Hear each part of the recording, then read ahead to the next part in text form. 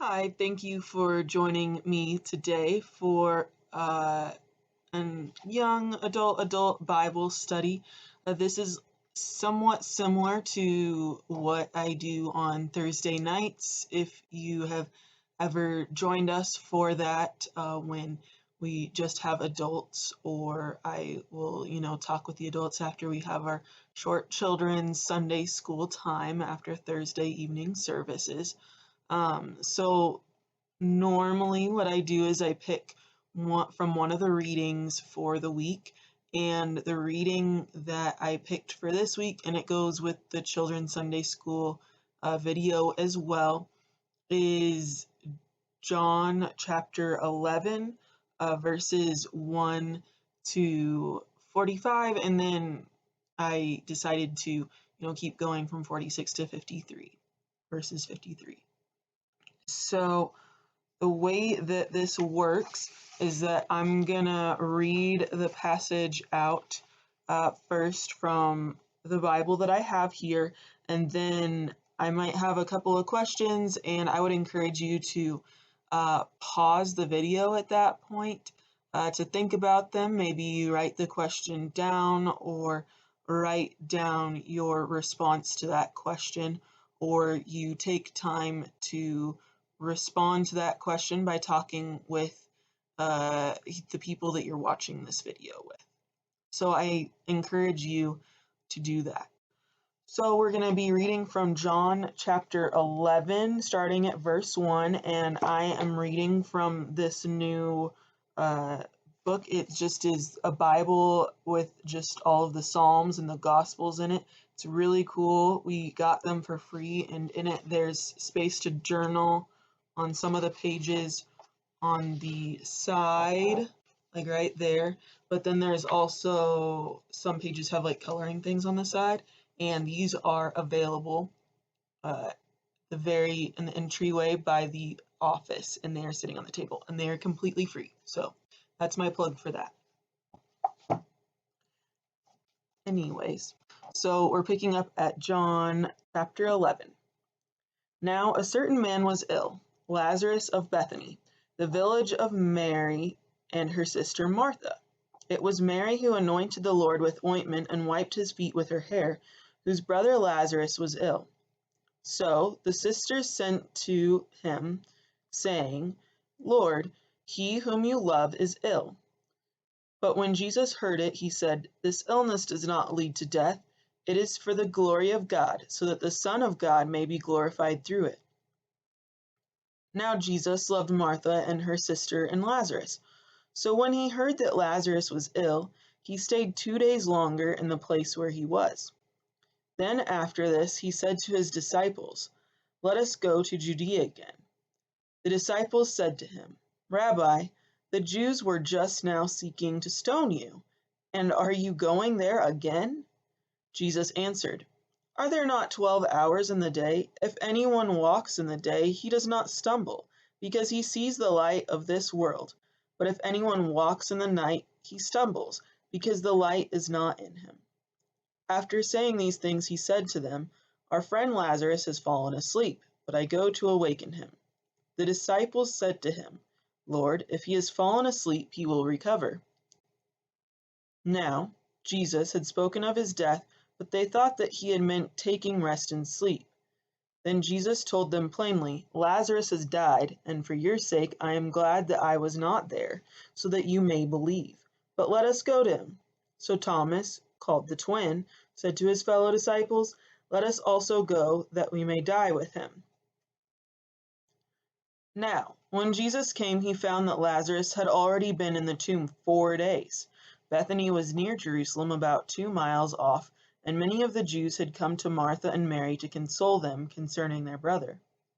So when Martha heard that Jesus was coming, she went and met him, but Mary remained seated in the house. Martha said to Jesus, Lord, if you had been here, my brother would not have died. But even now I know that whatever you ask from God, God will give it to you. Jesus said to her, Your brother will rise again. Martha said to him, I know that he will rise again in the resurrection on the last day. Jesus said to her, I am the resurrection and the life. Whoever believes in me, though he die, yet shall he live. And everyone who lives and believes in me shall never die. Do you believe this?" She said to him, "Yes, Lord. I believe that you are the Christ, the Son of God, who is coming into the world." When she had said this, she went and called her sister Mary, saying in private, "The teacher is here and is calling for you." And when she heard it, she rose quickly and went to him. Now Jesus had not yet come into the village, but was still in the place where Martha had met him. When the Jews who were with her in the house, consoling her, saw Mary rise quickly and go out, they followed her, supposing that she was going to the tomb to weep there. Now, when Mary came to where Jesus was and saw him, she fell at his feet, saying to him, "Lord, if you had been here, my brother would not have died." When Jesus saw her weeping, and the Jews who had come with her also weeping, he was deeply moved in his spirit and greatly troubled, and he said, "Where have you laid him?"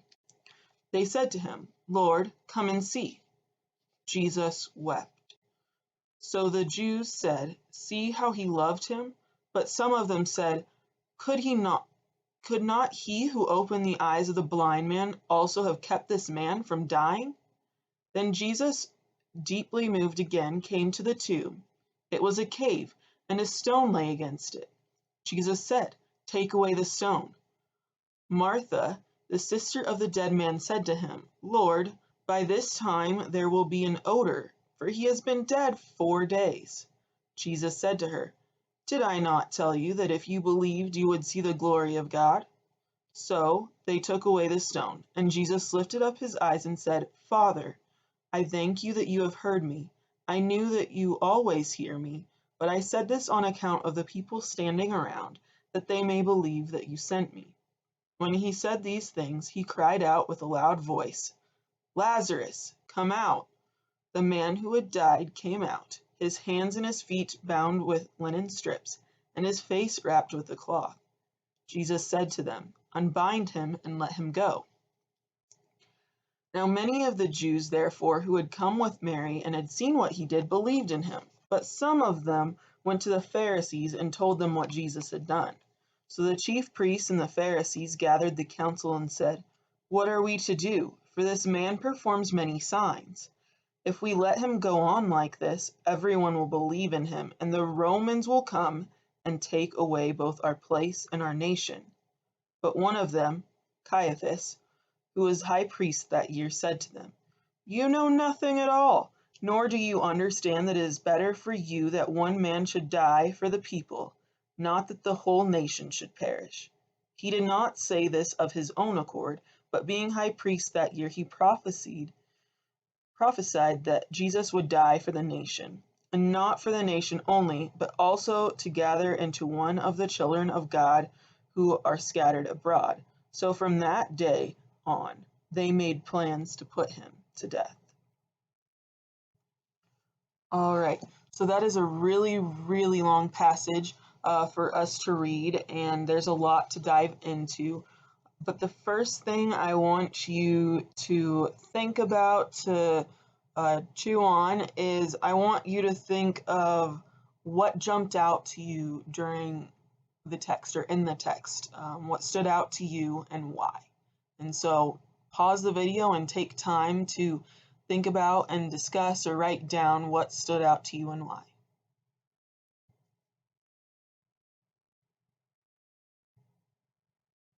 All right, awesome. So like I said, there is a lot going on in this chapter. And so we'll look at some of it, but we won't, look at every single thing. So the first part that is interesting is Jesus waits 2 days after he hears that Lazarus is sick to go and visit him, so that by the time that he gets there, Lazarus has been dead for 4 days. So why would Jesus wait when he could have healed Lazarus when he got there? Or why didn't he come sooner, even though, he knew Lazarus would have been dead for a certain amount of time? So The reason why he may have waited, for him to be dead for 4 days is there was an old rabbinic belief that the soul stuck around, hovered around the body for 3 days, and then after that 3 days, the body would have began to decompose, waste away. So when decomposition set in more prominently, uh, which would have been, after 3 days, the soul would depart. So it would no longer hover around the body. So it's significant that Lazarus has been in the tomb for 4 days because it just shows to the Jewish people there at the time who Jesus was and that he was able to raise people from the dead. All right. So another thing that happens in this passage is Jesus makes another I am statement. And he makes 7 I am statements in the book of John. And so I want you to take a minute and having your Bibles handy and open to John chapter 11. I want you to find where Jesus says the second I am statement. So I'll give you a little bit to go look for that.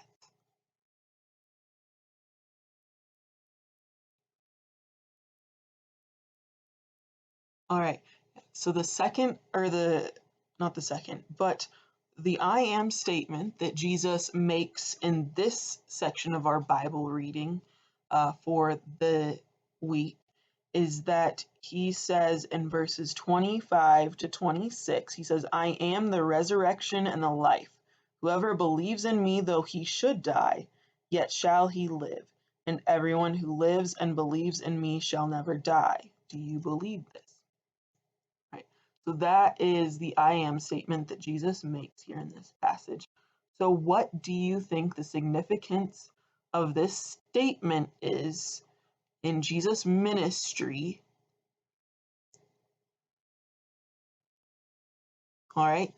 And now I want you to think of the other I am statements. So the other I am statements are I am the shepherd, I am the bread of life, I am the light of the world, I am the vine,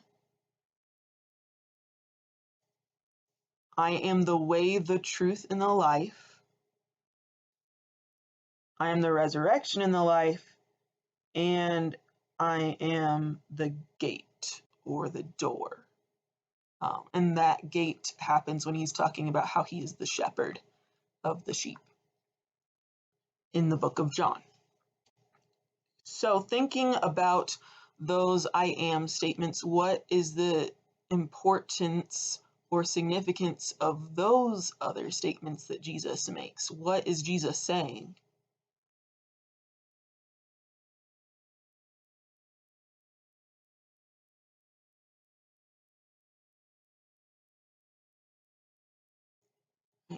And within those I am statements, do you have a favorite or one that you just stands out to you whenever you read it or hear it? Why is that?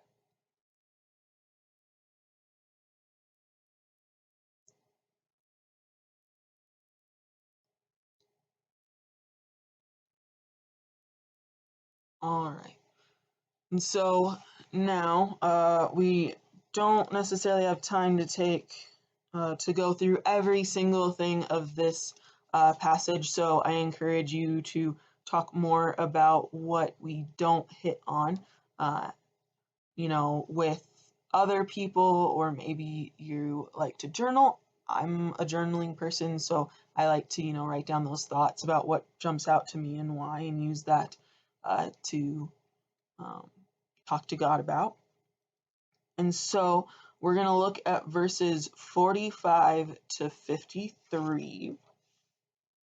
So Jesus raises Lazarus from the dead, and we see that there are two different reactions to Jesus' miracle. there is the reaction of joy, and then there is the reaction of, I would say, fear and some jealousy involved. Maybe you have other insights into that. So, what actions are taken from each of these people groups? What actions are taken from each of these emotional points?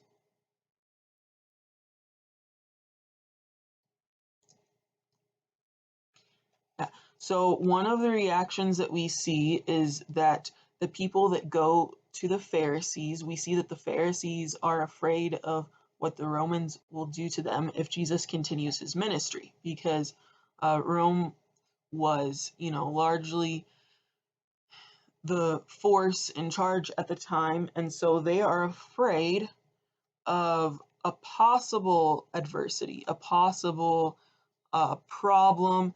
It isn't set in stone yet, but they're afraid that they are going to lose their place of worship, and not just their place of worship, but the whole nation. Um, and so their place of worship would have been the temple, and they, believed that the person that God sent to save was going to be an earthly king that was going to bring them back into being the top dog, being the rulers, and just making Jerusalem back to what it was supposed to be, and the temple back to what it was supposed to be. So the priests and the Pharisees are worried that the Romans are going to come in and they are going to take away the place of worship, the synagogues and whatnot. So I want you to think of an adversity you have faced or are facing right now. What is that adversity? What is that fear? What is that hardship? What is it? And then I want you to think about your reaction to it.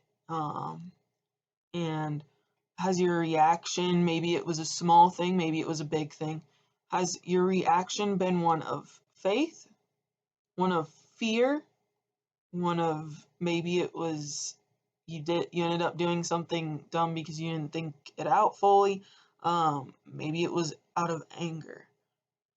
So what was what was the emotion attached with that? And then how do you know when you've taken, steps in your decisions that you've made in the face of an adversity?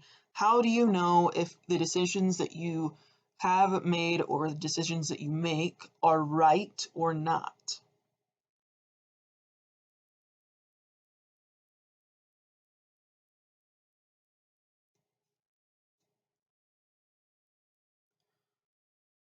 All right.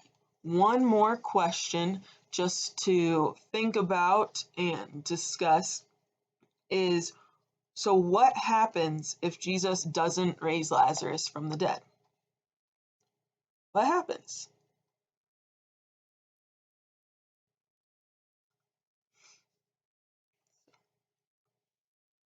It is kind of odd to see a resurrection story in the middle of when we're celebrating Lent, but it's also really cool too because we see foreshadowed what Jesus is going to do, just a small glimpse of how Jesus is the resurrection and the life. He raises Lazarus from the dead, but also the foreshadowing to Jesus as the resurrection and the life when he takes on our sin during Holy Week. He takes on, you know, our problems, everything onto him so that we can have that beautiful relationship with God that we do have now. Um, and so it's really cool, the foreshadowing from this, week's verse that kind of plays into that. So thank you so much for taking the time to listen, tune in, watch this video. There are a couple other readings for this week that I will put here in bar across the bottom of the screen. And the weekly readings for this week, obviously John 11 is one of them. And then the Old Testament reading is from Ezekiel 37, verses 1 to 14. And the New Testament Pauline epistle is from Romans 8, verses 1 to 11. So those are your other weekly readings for this week. If you have any questions or comments or thoughts that you'd like to share with me, please feel free to comment or email me at trinitydcm@atcjet.net. Or if you have my phone number, text me, or if you stop by church, I'd love to chat. All right. Thank you so much for joining. Have a good week.